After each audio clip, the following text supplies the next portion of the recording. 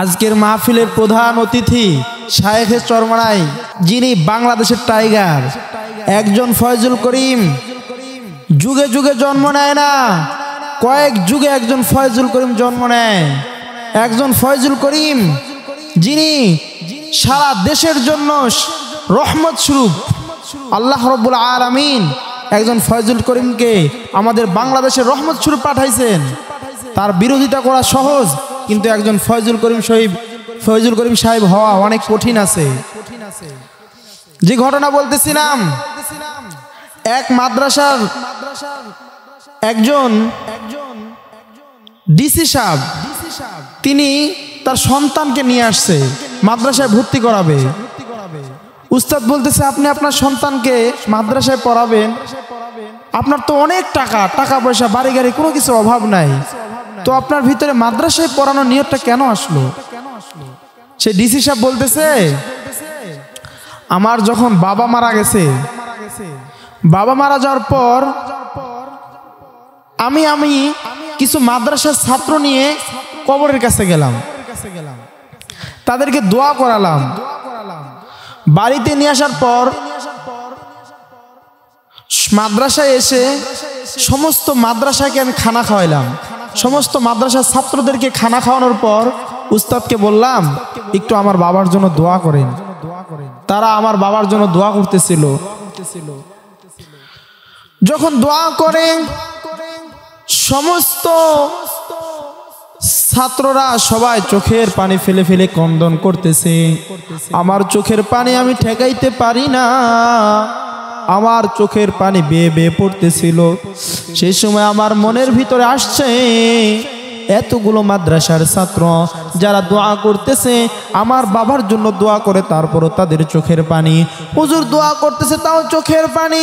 তাদের দোয়ার ভিতরে যদি এত চোখের পানি আসে অন্যের বাবার জন্য, সে যদি নিজের বাবার জন্য দোয়া করে কতই না ক্রন্দন করবে।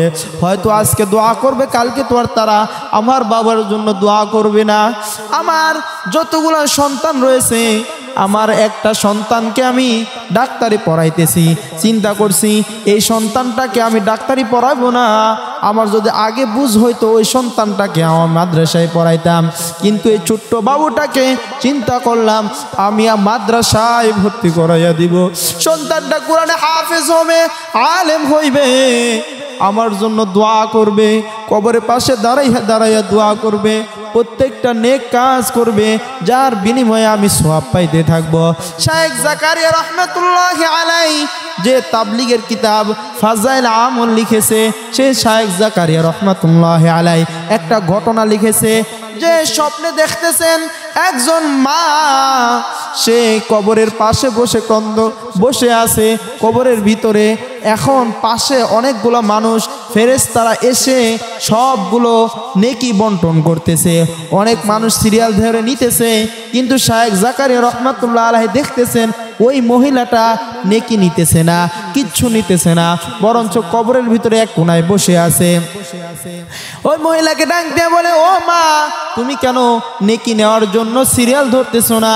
সে বলতেছে, আমার দুনিয়া একটা নেককার সন্তান রেখে এসেছি, যে নেককার সন্তানটা প্রতিনিয়ত আমার জন্য নেকি পাঠায়, প্রতিনিয়ত আমার জন্য সওয়াব পাঠাইতেছে, যার কারণে আমি কবরে বসে বসে সওয়াব পাইতেছি। শায়েখ জাকারিয়া রহমাতুল্লাহ আলাইহি তাকে প্রশ্ন করেছে, তোমার সন্তানটার নাম কি, তোমার স্বামীর নাম কি, তোমার বাবার নাম কি? যখন স্বামীর নাম, বাবার নাম, স্বামীর নাম, সন্তানের নাম বলেছে, যখন হঠাৎ করে ঘুম থেকে জাগ্রত হইয়া ওই সন্তানকে জিজ্ঞাসা করছে, ওই গ্রামে চলে গেছে। যাওয়ার পরে দেখে যে বাজারের কোনায় একটা দোকান, ওই দোকানের ভিতরে মাথায় পাগড়ি পইরা একটা ছেলে বসে আছে, সুন্দর নুরানি চেহারা, গায়ে জুব্বা। তাকে জিজ্ঞাসা করলো, তোমার নাম কি? এই বলে হ্যাঁ। তোমার বাবার নাম কি? অমুক। বলে হ্যাঁ। তোমার মা কি? অমুক কবরে শুয়ে আছে। বলে হ্যাঁ, শুয়ে আছে। আমি স্বপ্নে দেখলাম এই অবস্থা, তুমি বেশি বেশি করে নেকি পাঠাইতে পারো, বেশি বেশি করে নেকি পাঠাইতে থাকো, কোরআন তেলাওয়াত করতে থাকো, সব তোমার মায়ের কবরে যায়। এই জন্য তুমি যখন আমল করবা প্রত্যেকটা আমল তোমার মা বাবা পাবে, এই আমলগুলা তোমার মা বাবার কবরে পৌঁছাতে থাকবে। এই জন্য প্রিয় ভাইরা আমার, দিনদার সন্তান দুনিয়াতে রেখে যায়, দিনদার সন্তান কবরে রেখে যায়, দুনিয়াতে রেখে যায়, যার কারণে আপনি কবরে বসে বসে নেকি পাইতে থাকবে না। মা বাবা সন্তানগুলোকে যদি দিনদার বানাইয়া যাও তাহলে দেখবা তোমার কবরটা কত সুন্দর হয়ে গেছে।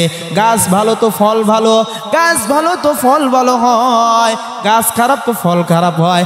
আম গাছে কখনো কাঁঠাল জন্মায় না, কাঁঠাল গাছে কখনো আম জন্মায় না। মা বাবা যদি মনে নিয়ত ভালো রাখে, খাঁটি রাখে, সেখান থেকে ভালো সন্তান জন্মগ্রহণ করে। আব্দুল কাদের জিলানী রহমাতুল্লাহের মা অনেক ভালো ছিল, যার কারণে তার পেটে আব্দুল কাদের জিলানী জন্মগ্রহণ করেছে। আমাদের শাইখুল হাদিস রহমাতুল্লাহ আলাইহির মা ভালো ছিল, যার কারণে বড় বড় শাইখুল হাদিস রহমাতুল্লাহ আলাইহি জন্মগ্রহণ করেছে। আমাদের শাইখে চরমনাই তাদের মা ভালো ছিল, যার কারণে রেজাউল করিম পীর সাহেব চরমনাইয়ের মতন সন্তান জন্মগ্রহণ করেছে। ফয়জুল করিম পীর সাহেব মতন চরমনাই, ফয়জুল করিম শাইখে চরমনাইয়ের মতন সন্তান জন্মগ্রহণ করেছে। হাফিজুর রহমান সিদ্দিকী যার মা ভালো, যার কারণে 3টা সন্তানই আলেম হয়েছে, আল্লাহওয়ালা হয়েছে রে ভাই। এই জন্য আমরাও যদি আলেম আল্লাহওয়ালা হতে চাই তাহলে মা সন্তানগুলোকে আমাদের একটা সন্তানের জন্য মা ভালো নিয়ে আসার চেষ্টা করি। আল্লাহ তাআলা হয়তো এর উসিলায় দুনিয়ার জিন্দেগিটা সুখের হইবে, আখিরাতের জীবনটাও সুখের হইয়া যাইবে। Presents by Kuakata media center. হক্কানি আলেমদের নিত্য নতুন ভিডিও পেতে আমাদের চ্যানেলটি সাবস্ক্রাইব করুন। কুয়াকাটা মিডিয়া সেন্টার, ইসলামিক বিনোদনের বিশ্বস্ত সঙ্গী।